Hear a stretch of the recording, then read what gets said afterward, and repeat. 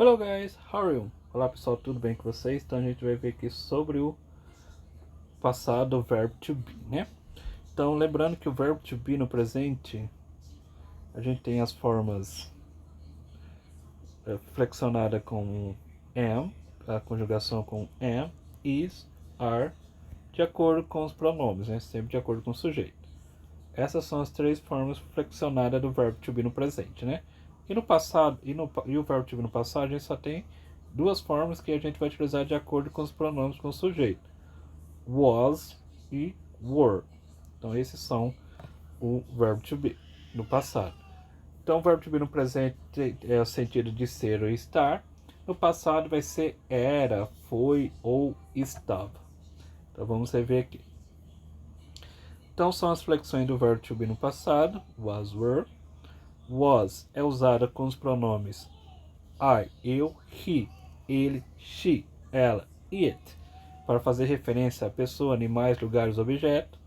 Já a flexão were é usada com os pronomes you, você, we, nós, vocês, they, eles ou elas.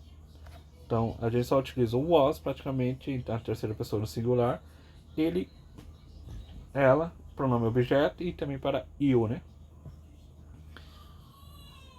Isso acontece com o verbo to be, que é um verbo irregular, ou seja, sua flexão é completamente diferente da sua forma original definitiva. Isso acontece com o verbo to be no presente. O significado dessas formas verbais está relacionado com os verbos ser e estar, o que indicará o sentido de cada utilização. Será o contexto da frase. Então, o contexto da frase que vai indicar, né, o sentido de cada uma delas, né, na utilização na frase. Exemplo. Aqui temos o verbo to be no presente, né? Eliana is my dentist. Eliana é minha dentista. Verbo to be no presente, significado de ser. No passado vai ser como? Eliana was my dentist. Eliana era minha dentista. Verbo to be no passado, significado de ser. Agora, significado de estar no presente. The girls are at the museum. As meninas estão no museu. Verbo to be no presente. The girls were at the museum. As meninas estavam no museu, né? Então aqui o verbo to be no passado tem um significado como estava, né? Então somente o contexto que a gente vai compreender se está falando ser ou estar.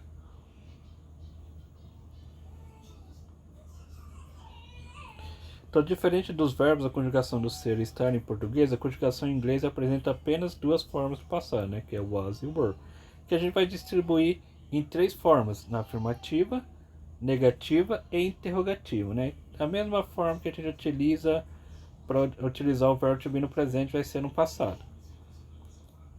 Então aqui I was, you were, you, he, she, it was, we, you, they, were, né? Então, was somente para eu, he, she, it, was, e we, you, they, a gente utiliza como were. Negativa, a gente adiciona o que? O not após o verbo. Como no verbo to be, né? Que a gente sempre ia adicionar o am, is, are após o verbo to be, na negativa o not. Então, I was not, you were not, he was not, e assim por diante. Sempre após o verbo to be, no passado, was ou were, a gente acrescenta o que? O not. E aqui é a forma contraída, o que? É a junção do was mais o not. Então, quando for was mais not, a gente pode juntar, fica wasn't. Como aqui, né? E quando for com were ou not, a gente vai ficar dessa forma.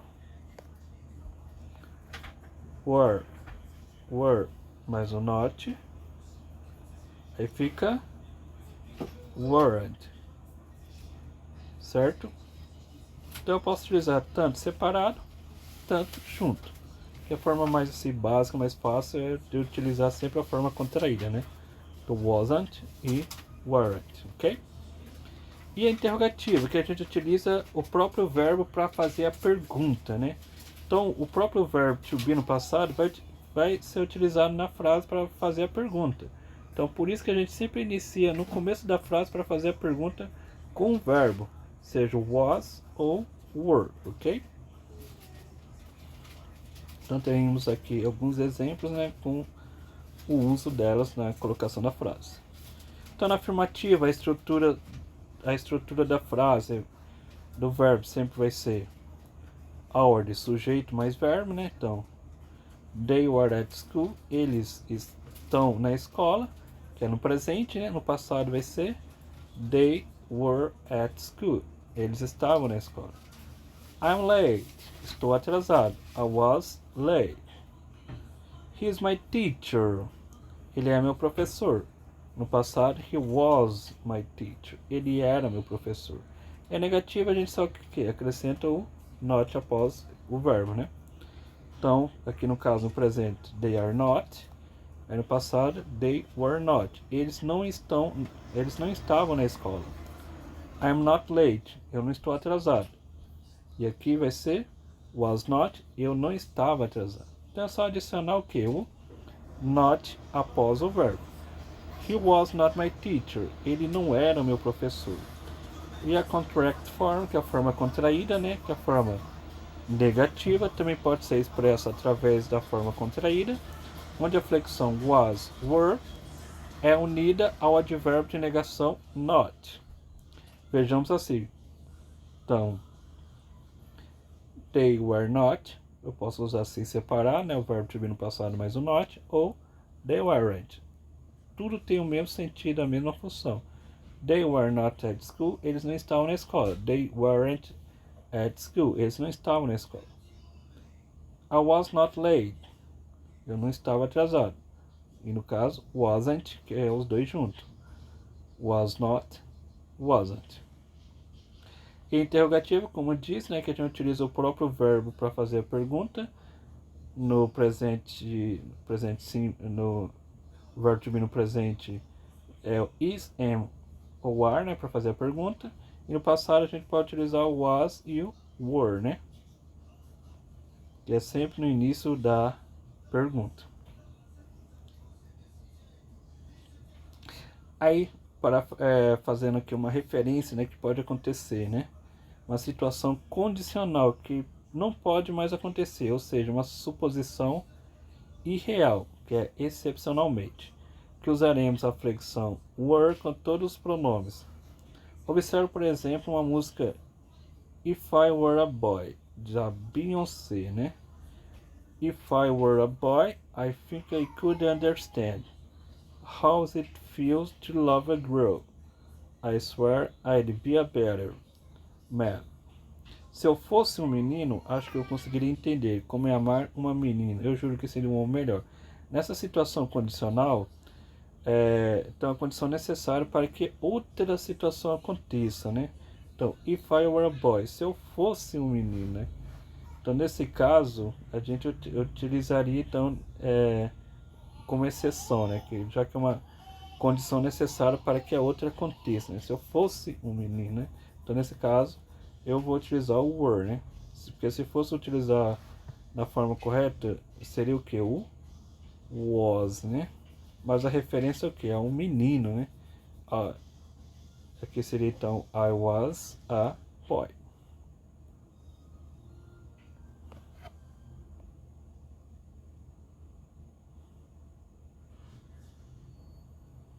O que aconteceria se a situação condicional se tornasse realidade? Quem escreveu a frase acha que conseguiria entender como é amar uma menina e jura que seria um homem melhor. É possível que a situação condicional se torne verdade? Não. Temos uma situação condicional que não acontecerá, ou seja, uma suposição irreal. Quem escreveu a frase não passará a ser um menino, né? Por esse motivo, em vez do habitual o uso do I was, usaremos o I were, né? Já que é algo que assim que não vai acontecer, né? Uma suposição irreal, né?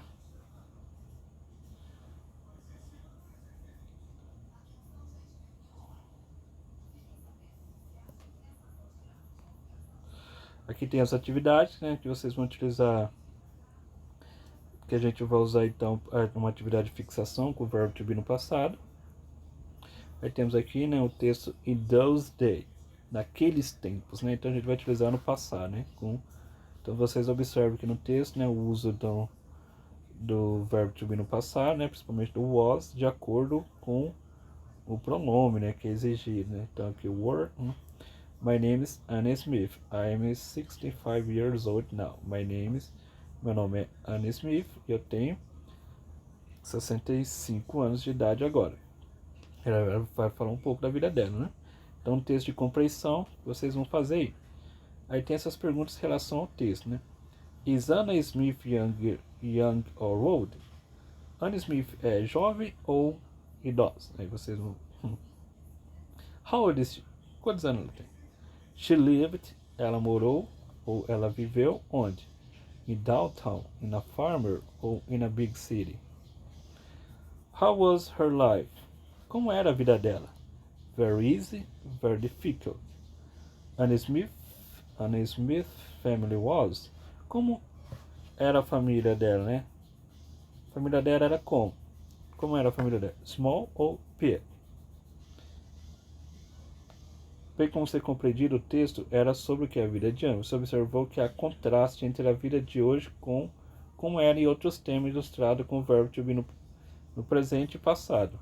Aí tem aqui a explicação para vocês revisar, né? Então aqui, a was, sempre, pessoal, a gente vai utilizar o was e were de acordo com os pronomes aqui, né? Então só vocês decorar isso que não tem erro. Que é a forma afirmativa, né? Na forma interrogativa a gente vai utilizar o que? O próprio verbo para fazer a pergunta. Por isso que vem no início da frase aqui, né? Was, were.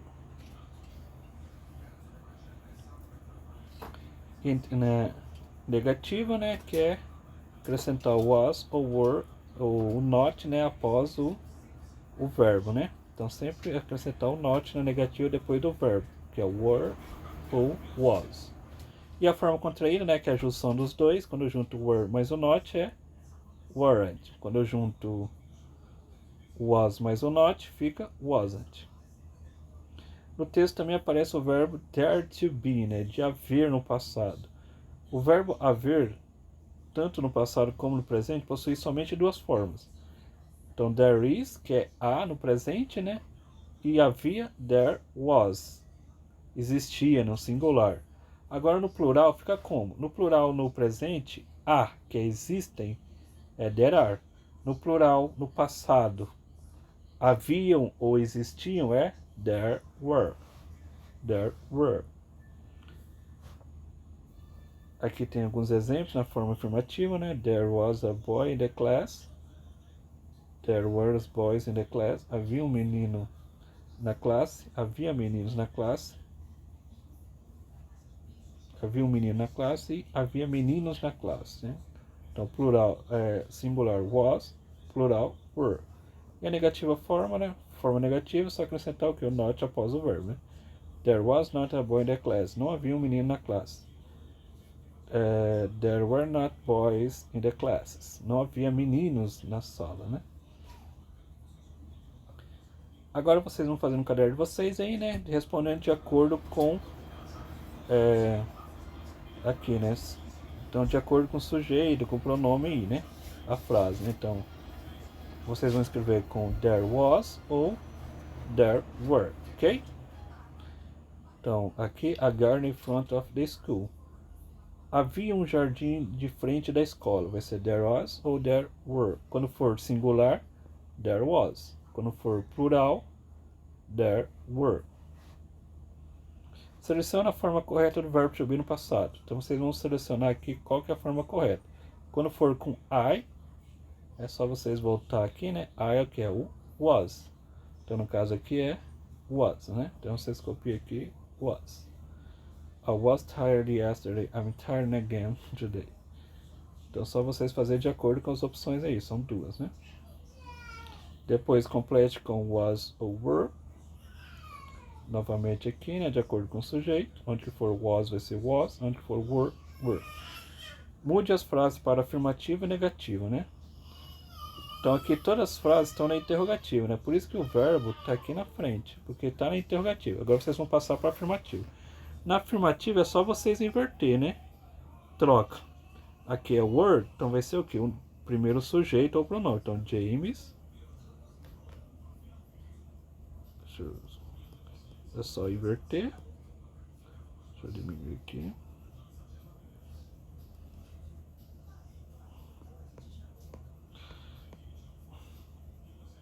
Então, na afirmativa inverte, né? Então, primeiro o sujeito ou pronome. Então, aqui no caso é o James. Aí copia o restante da frase. Were.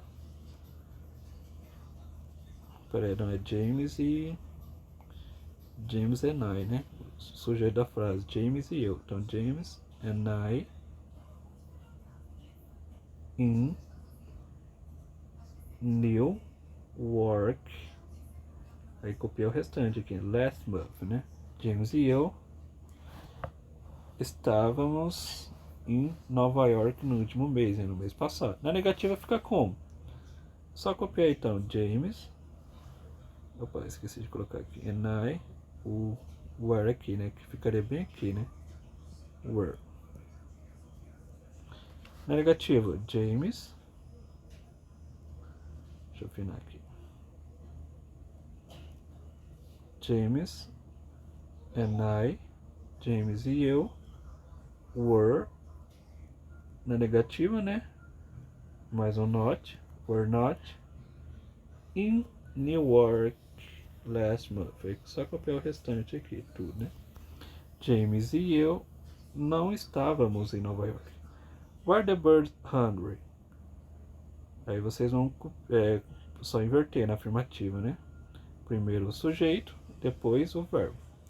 E na negativa, é só colocar um not após o verbo. Was she my girlfriend? Ela era minha namorada? Então aqui, né, só inverter. E na negativa, acrescenta um not. Ok, pessoal? Então é isso, boa sorte. Bye bye, see you.